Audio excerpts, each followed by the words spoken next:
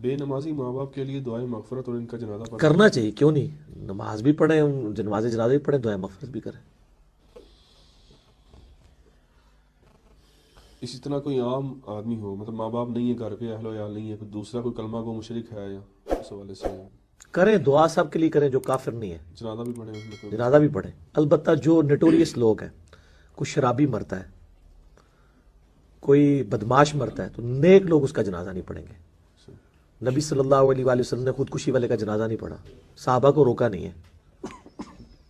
صحیح بخاری میں، مسلم میں اس طرح کی روایتیں ملتی ہیں، اس لیے کہ اگر نیک لوگ بھی ایسے لوگوں کا جنازہ پڑھیں گے تو اس عمل کو تقویت مل رہی ہوگی۔ جنازہ تو اس لیے پڑھنا ہے کہ مسلمان تھا بیچارہ، اگر اس نے جائز سمجھ کے نہیں کیا اللہ بخش دے گا، توبہ جو بھی عذاب بھگت کے، اگر جائز سمجھ کے کیا تو کافر مرا ہے، وہ تو اب دل کا حال تو اللہ نے فیصلہ کرنا ہے۔ لیکن دنیا میں نیک لوگ کبھی بھی ایسے لوگوں کا جنازہ نہ پڑھیں۔ نیک لوگ سے مراد بظاہر جو لوگ ڈومیننٹ مذہبی پرسنالٹیز ہیں۔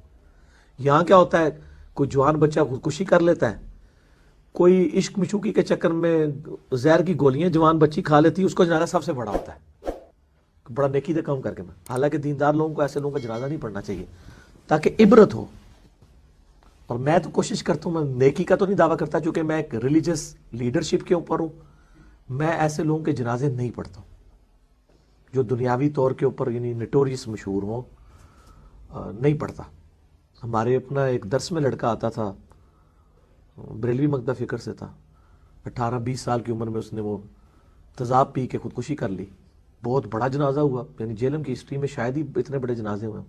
میں جنازے میں نہیں گیا، حالانکہ وہ درس میں بھی آتا تھا سب کچھ، اس لیے کہ بھئی اس چیز کو انڈورس نہیں کرنا، احتجاجاً نہیں گئے۔ ہاں عام آدمی کو پڑھ کے اس کو دفنا دیتے ہیں تو ٹھیک ہے۔ کیا کلمہ کو بھی ہمیشہ کی دوزخ میں جا سکتا ہے؟ کلمہ گو ہمیشہ کی دوزخ میں؟ کلمہ گو مشرک جو ہے، مطلب یہ اللہ نے فیصلہ کرنا ہے میرے بھائی، ہمیں نہیں پتا، مشکل سوال ہے۔ کیا کسی کو اپنے ملک کے پرچم میں دفن کرنا جائز ہے، یعنی اگر فضول خرچی نہ کی جائے، اس میں یہ کیا جائے کہ مرد کے لیے 3 چادریں ہیں نا، صحیح؟ ایک کرتا، ایک تہمت اور ایک لفافہ جسے کہتے ہیں، جو پورے جسم پہ لپٹا ہوتا ہے، تو وہ اگر وائٹ کلر کا پہلے لپٹا ہوا ہے نا، وہ نہ ہو، پھر وہ ضائع نہ کرے، اس سے کسی کا کرتا بنوا لے، اس کو ریپلیس کروا دے جھنڈے سے۔ اور وائٹ بھی کفن ضروری نہیں ہے، یہ افضل ہے۔ سنن ابن ماجہ میں حدیث ہے، مسجد میں پیش ہوتے وقت اور قبروں میں پیش ہوتے وقت اللہ کے نزدیک پسندیدہ لباس سفید ہے۔ یہ صرف پسندیدہ ہے، اگر کوئی سفید کے علاوہ اور کسی کفن میں دفن کیا جائے یا مسجد میں کوئی اور کپڑے پہن کے آتا تو جائز ہے، لیکن فضول خرچی نہیں ہونی چاہیے۔ تو یہ فضول خرچی میں آئے گا۔ ہاں اوپر والی ایک چادر کی جگہ مطلب وہ پرچم میں لپیٹ دیا جاتا ہے، ٹھیک ہے، جائز ہے، اس سے کوئی فرق نہیں پڑنا اس کو میرے بھائی، چاہے وہ پاکستان کا پرچم ہے، انڈیا کا پرچم ہے، سعودیہ کا پرچم ہے، کچھ بھی ہے، اس میں تو کلمہ بھی لکھا ہوا ہے، وہ تو پرچم پہ لکھا ہوا ہے نا۔ کلمہ تو اگر کوئی ساتھ دل میں لے کے گیا ہے تو وہی اس کو کوئی فائدہ دے گا، پرچموں سے کچھ بھی نہیں ہونا۔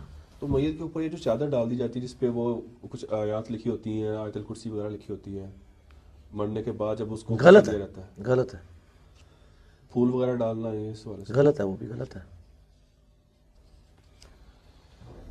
اچھا نہیں بھائی، اسی میں جب جنازہ اٹھایا جاتا ہے تو وہ ایک خاص طور پہ پڑھا جاتا ہے، کلمہ شہادت پڑھا جاتا ہے، کوئی ثابت نہیں ہے، بدعت ہے، یہ تو یہ سب کانٹیننٹ میں پڑھا جاتا ہے، غلط ہے۔ مسئلہ 74 میرا اس سال ثواب کے اوپر اور یہ سارے مسائل پہ ریکارڈڈ ہے، وہ دیکھیں آپ، یہ خود انہوں نے بنایا ہوا ہے۔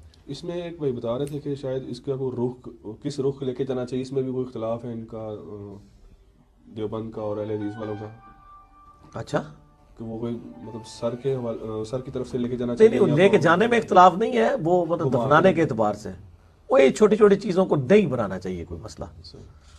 پاؤں کی طرف سے یعنی میت کو ایسے کر کے اتارا جائے، اس کا یہ مطلب نہیں کہ پاؤں پہلے رکھے جائیں، یعنی پاؤں کی طرف سے میت یوں لے کے جائی جائے، تو اس طرح لٹائی جاتی ہے، تو اب وہ ٹیکنیکل ایشوز ہیں اس وقت، وہ تو پھر لاد بھی سنت ہے، تو لاد تو ہمارے علاقوں میں کھودی نہیں جاتی کیونکہ ہماری زمینیں اتنی مضبوط نہیں ہیں، لاد کھودتے کھودتے ہی وہاں سے قبر نہ نیچے گر جائے، ٹھیک ہے نا، وہ پہاڑی علاقوں میں تو چل جاتا ہے یہ کام، پتھریلی زمینوں میں تو یہ مطلب اتنے ایشوز نہیں ہیں جن کو۔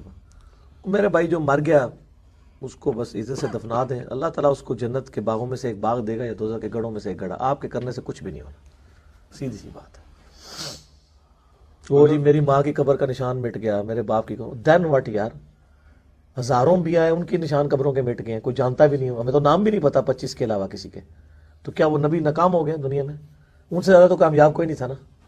تو ان کے بھی نہ نام کسی کو پتا ہے نہ قبروں کا پتا ہے. قبریں کہاں ہیں نام ہی نہیں پتا. دین واٹ. اللہ کی جنتوں میں جو ہے وہ اوپر وہ لگا دیتے ہیں ٹینی وغیرہ، اس میں ٹہنی تو سنت ہے، لگائے. تو اس سے اس کی واقعی تخفیف ہوتی ہے کیا اس کی؟ نہیں، تخفیف تو اللہ کو پتہ ہے تو ہوتی ہے کہ context نہیں تھا ہوتی نا، ہے. وہ تو نبی علیہ السلام کے مبارک ہاتھوں کی برکت سے اگر ہوگی تو ہوگی ہے. تو ضروری تو نہیں کہ ٹہنی سے تخفیف ہو جائے. یہ تو کسی حدیث میں نہیں آیا کہ جو ٹہنی لگائے کیا گا. وہ اس کو سنت کہہ سکتے ہیں ہم پھر؟ کہہ سکتے ہیں، کیوں نہیں. ٹہنی لگائے نا، اس سے پھول پھینکنا تو سنت نہیں ہوگا نا. لیکن علی بھائی وہ تو کانٹیکس تھا نا پورا ایک اس کا. نہیں، ٹہنی تو سنت ہے نا یار. سنت کی اصل ہوگی تو بس ہو گئی، اب ختم ہے. لگا دی ٹہنی، ثابت ہو گئی، دین میں اصل آ گئی. جیسے تراویح 3 دن ثابت ہو گیا، پورا مہینہ پڑھنے کو بدعت تو نہیں ہم کہیں گے نا. اصل تو موجود لیکن ہو. ہم یہ نہیں کہہ سکتے کہ اس کا عذاب رک رہا ہے یا نہیں، اس سے نہیں، یہ نہیں کہہ سکتے. وہ تو میں نے پہلے کہہ دیا، وہ تو نبی علیہ السلام کی برکت ہے. ٹھیک. اگر وہ فوت شدہ کی طرف سے عمرہ کرے اور اس عمرے کا ثواب جو ہے وہ صرف فوت شدہ بندے کو ملے گا یا کرنے والے کو ملے گا؟ کرنے والے کو فیسیلیٹیٹر تو ہے نا، اس کو بھی ثواب ہوگا کہ وہ ایک ذریعہ بنا نیک کام کا. کیوں نہیں ہوگا؟ اور زندہ شخص کی طرف سے کیا جا سکتا ہے عمرہ؟ ہاں، اگر مریض ہے خود نہیں جا سکتا. اگر وہ کہتا ہے میں ایڈا مصروف ہاں کہ میرے سے اللہ سے ٹائم ہی نہیں میرے کو، تو کوئی ضرورت نہیں اس کی طرف سے کرنے کی. بعض ایسے بھی ہوتے ہیں کہ جی میں اپنا کاروبار نہیں چھوڑ کے جا سکتا تو میں اجے بدل کروا دوں. اجے بدل ہوگا یا مرے بندے کا یا اتنا میڈیکلی کمزور ہے کہ وہ خود نہیں جا سکتا. یہ تو نہیں ہوگا. اس طرح تو دین تماشا بن جائے گا کہ آپ اپنے مرضی سے ٹیلر میڈ دین کو کر رہے ہیں. میت کے پاس کھڑے ہو کے خواتین کچھ کلمات پڑھ رہی ہوتی ہیں، کیا پڑھ رہی ہوتی ہیں؟ وہ ایک خاص قسم کا ہے کلمہ، وہ نور محمد صلی اللہ علیہ وسلم. ساری یہ تو مطلب انڈیا پاکستان میں بنا لی ہیں لوگوں نے، غلط ہے. اور میت کو فوراً غسل دینا چاہیے مرنے کے بعد. پوری رات رکھتے ہیں، صبح جا کے غسل دیتے ہیں. نہیں، غسل دے دیا بس اینف ہے. ایک قرآن بار پڑھنا چاہیے تھا مردے کے قریب. قرآن پڑھنا مردے کے قریب، سورہ یاسین اکثر وہ تلاوت کرتے ہوتے ہیں وہ مردے کے قریب. نہیں، مردے کے قریب نہیں کرتے ہیں. جو مر نہ رہا ہو نا اس کو مارنے کے لیے پڑھتے ہیں. جو مر گیا ہو تو شکر کرتے ہیں مر گیا، ختم ہوا یار. ہاں، وہ جو مر نہ رہا ہو نا وہ نزا کے عالم میں پڑھ رہے ہوتے ہیں. وہ روایت ہے، کمزور ہے. جی، اور اس جو عہد نامہ رکھتے ہیں یہ غلط ہے جی، بالکل غلط ہے، بالکل غلط. اس طرح کرنے سے کچھ نہیں ہونا میرے بھائی. میں نے بتایا کہ آپ کسی کو کعبے میں بھی دفن کر دینا.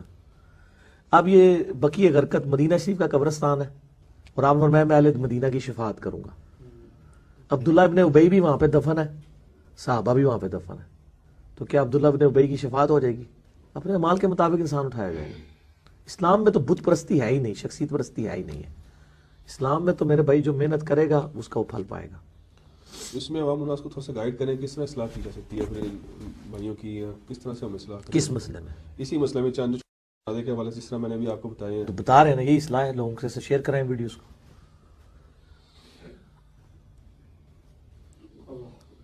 ایجوکیٹ کریں لوگوں کو.